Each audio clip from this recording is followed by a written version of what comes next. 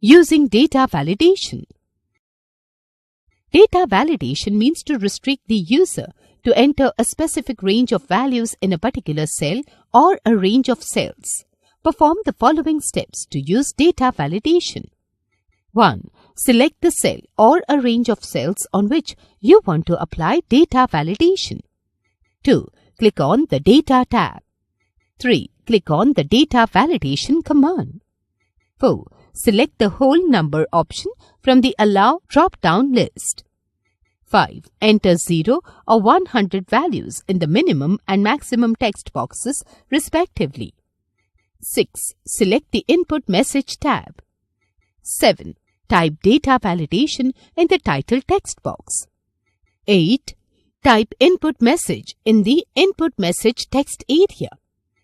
9. Select the Error Alert tab and type the error message in the error message text box.